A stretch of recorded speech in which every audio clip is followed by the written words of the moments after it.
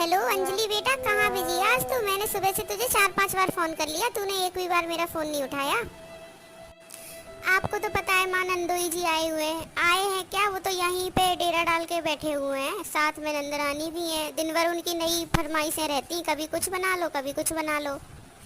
पहले मैंने खाना बनाया, खाना बना के जैसे ही फुर्सत हुई तो दीदी आ गई, कह रही अरे भाभी आपके नंदोई का ना ब्रेड पकौड़े खाने का बहुत मन है और पनीर पकौड़े भी बना देना, इमली की चटनी बना देना।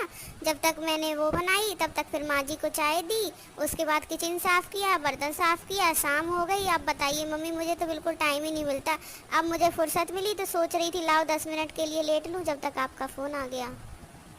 भाभी भाभी, ये देखो, इन पर तो कोई दूसरा काम नहीं है, जब देखो फोन पे ही बात करती रहती है। ये नहीं है घर का भी काम कर लिया करें कभी कभी। माँ मैं आपसे बाद में बात करती हूँ।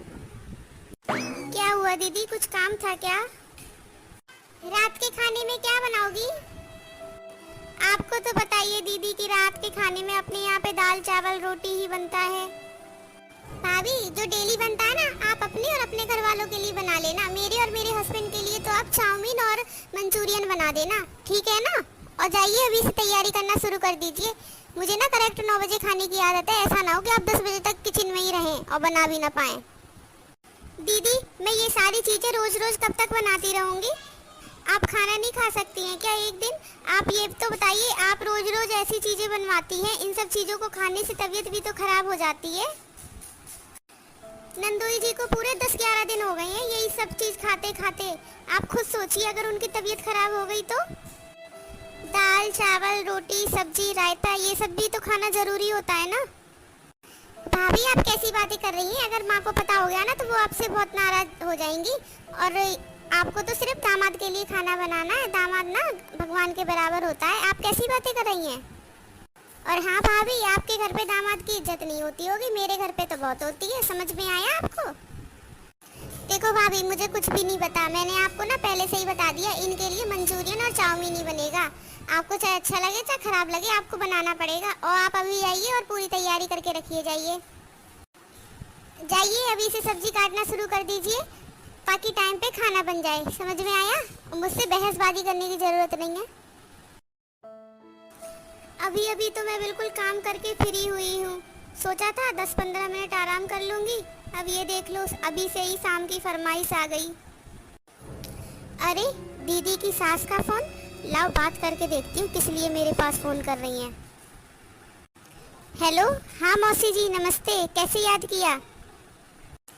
हाँ बेटा नमस्ते, मैं ये पूछ रही हूँ तुम्हारी ननद कैसी है? अब मैंने ना सुबह से उसके पास 4-5 बार फ़ोन कर लिया, उसने एक भी बार फ़ोन नहीं उठाया है। और मेरा बेटा भी ऐसा है, वो भी उसी के कहने में चलता है। मैंने उसके भी पास ना 4-5 बार फ़ोन किया, उसने भी एक भी बार नहीं उठाया। तो मैंने सोचा बेटा लाओ तुम्ही से मैं हाल चाल पूछ लूँ अपने बच्चों का। मौसी जी ठीक है, नंदोई जी भी ठीक है और दीदी भी ठीक है। आप बताइए आप कैसी हैं? क्या बताऊं बेटा, मेरी ना तबीयत नहीं ठीक है कुछ दिनों से, इसलिए सोच रही थी अगर बहू और बेटा मेरे घर आ जाते तो अच्छा रहता। बेटा मैं ना आप लोगों के हाथ जोड़ रही हूँ, मेरे बेटा और बहू को मेरे घर छोड़ दो, बहुत दिन हो गए। अब मैं ना अकेले रह रह के तंग आ गई हूँ। लेकिन मौसी जी मैं कैसे दीदी को बोल सकती हूँ कि आप अपने ससुराल चली जाइए? अगर मैंने उनको बोल दिया ना तो वो मुझसे ही नाराज़ हो जाएंगी। ऐसे ही वो मेरे ऊपर पता नहीं किस बात की खुंदस निकालती रहती हैं। बेटा मेरी एक बात ध्यान से सुनना, उसको कौन समझाएगा इन सब चीज़ों के लिए? आप भी तो अपने मायके जाती हो ना, क्या आपको अपने ससुराल की बिल्कुल चिंता नहीं है? आप भी तो लौट के आती हो ना, तो उसको भी समझाओ, अपनी सासू माँ से बोलो उसको समझाएं। अपनी नंद से जरा ये भी पूछना कि उसने शादी क्या अपने मायके में रहने के लिए की है क्या? जब मायके में ही रहना था तो शादी क्यों की? बेटा अपनी सास को समझा दो कि अपनी बेटी को थोड़ी अकल दें कि अपने ससुराल में आके रहे और अपनी सास ससुर से बना के रहे। वो तो यहाँ से लड़ झगड़ के अपने मायके की दोस्त दिखाती रहती है। ठीक है मौसी जी, मैं मम्मी जी से बात कर लूँगी। मुझे तो पता ही नहीं था कि दीदी अपने ससुराल से यहाँ पे लड़कर आई हैं।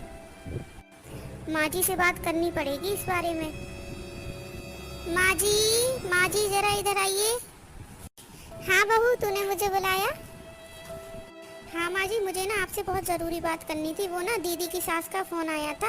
आपको पता है दीदी अपने ससुराल में झगड़ा करके आई हैं। क्या? तभी मैं सोच रही थी ये दामाद जी को लेके इतने दिन से यहाँ पे क्यों रह रही है और जाने का नाम क्यों नहीं ले रही है। और क्या बोला समधन जी ने? माँ जी, और ना दीदी की सास बोल रही थी कि अगर आपको अपनी लड़की को घर में ही रखना था तो आपने उसकी शादी क्यों की। और माँ जी, उनकी ना तबीयत बहुत ज़्यादा ख़राब है, बस ये वो चाहती हैं ना कि अब उनके बेटे और बहू को हम घर वापस भेज दें जल्दी से, बाकी उनको हमसे कोई शिकायत नहीं है। बहू चाहती तो मैं भी हूँ कि वो अपने घर चली जाए, लेकिन हम ऐसा क्या करें कि जिससे वो अपने घर चली जाए। हम उसको सीधे मुंह बोल भी तो नहीं सकते कि अब तू अपने घर चली जा। बहू, तू ना उसको मत बताना प्राची को कि उसकी सास का फ़ोन आया है, ठीक है? मैं ना किसी बहाने से जाके प्राची से बोलती हूँ अपने ससुराल जाने के लिए, ठीक है ना? नहीं तो वो तुझसे और लड़ेगी आकर। ठीक है मम्मी जी, आप जैसा बोल रही हैं ना मैं भी वैसा ही करूँगी। मैं ना अभी प्राची के पास जाती हूँ और उससे जाकर पूछती हूँ कि अपने ससुराल कब जाएगी। अरे प्राची, तुम यहाँ अकेले क्यों बैठे हो? दामाद जी कहाँ गए? अरे मम्मी, वो तो बाहर ना टीवी में मैच देख रहे हैं, तो मैंने सोचा लाओ मैं थोड़ा आराम ही कर लूँ कमरे में जाकर। प्राची, मैं तो तुझे ना ये बताने आई थी कि तेरी सास की तबीयत ना 2-3 दिन से बहुत ज़्यादा ख़राब है और वो तुझे ना बुला रही है। आपको किसने कहा कि मेरी सास की तबीयत ख़राब है? कोई तबीयत ख़राब नहीं है उनकी, वो तो बहानेबाजी करती रहती बस कि मैं कहीं घर से बाहर ना निकल जाऊँ। और हाँ मम्मी, मैं अपने ससुराल वापस नहीं जाऊँगी। अगर आपको मुझे रखने में कोई दिक्कत हो रही हो ना तो आप बता दो, मैं कहीं और जाके रह लूँगी। बेटा, तेरी सास का मेरे पास फ़ोन आया था, उनकी तबीयत बहुत ही ज़्यादा ख़राब है, उनको ना काम करने में बहुत दिक्कत हो रही है। बेटा, तुझे यहाँ आए हुए 10-15 दिन हो गए, अब तू अपने ससुराल चली जा और अपनी सास की देख रेख कर, तेरा असली घर वही है और तू उनकी इकलौती बहू है। उनका कोई दूसरा बेटा भी तो नहीं है कि दूसरी बहू उनकी सेवा कर देगी। तेरा ही फ़र्ज बनता है बेटा कि तू अपनी सास की सेवा करे। बेटा, तू खुद ही सोच, उनका वो इकलौता लड़का है, अब तू यहाँ पे आके इतने दिन से रह रही है तो दामाद जी को भी तो वहाँ रहना चाहिए ना अपने माँ बाप के पास। वो भी तो इकलौते लड़के हैं उनके, उनका फ़र्ज बनता है अपने माँ बाप की सेवा करना। और तू यहाँ आती है अपने साथ दामाद जी को भी लेके चली जाती है, तो उनके माँ बाप तो घर में अकेले रह जाते हैं ना, उनकी सेवा कौन करेगा? अब तू ऐसे समझ प्राची कि तेरा भाई अकेला है और तू भी अकेली है, ठीक है ना? अगर तेरा भाई मेरा साथ नहीं दे, मेरी सेवा नहीं करे तो तुझे कैसा लगेगा?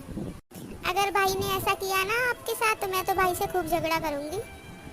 तो अपने ससुर सास के लिए भी तू ऐसा सोचना कि उनकी तो कोई लड़की भी नहीं है जो लड़की साथ देगी, उनका तो खाली इकलौता लड़का है बस। तो बेटा, तुम्हारा ही फ़र्ज बनता है कि तुम उनकी सेवा पानी करो। मम्मी जी, अगर आपको मेरे पति के रहने से यहाँ पे दिक्कत है ना तो हम कल ही यहाँ से चले जाएंगे। अरे बेटा, मेरा ये मतलब नहीं था बोलने का। प्राची, तू इतनी जल्दी गुस्सा क्यों हो जाती है? तुझसे ना कोई बात बर्दाश्त नहीं होती है। मैंने जो कहा है सच ही तो कहा है और इसमें गुस्सा होने वाली क्या बात है? ये तो एक नॉर्मल सी बात है। एक ना एक दिन तुझे अपने ससुराल तो जाना ही पड़ेगा, यहाँ पे कब तक तू रहेगी? मम्मी, आपने मुझे साफ साफ बोला है अपने ससुराल जाने के लिए, ऊपर से आप बोल रही हैं कि मैं गुस्सा ना हूँ। मुझे एक बात बताइए, क्या मैं अपने सास ससुर की सेवा करने के लिए पैदा हुई हूँ क्या, कि मेरे पास कोई काम नहीं है?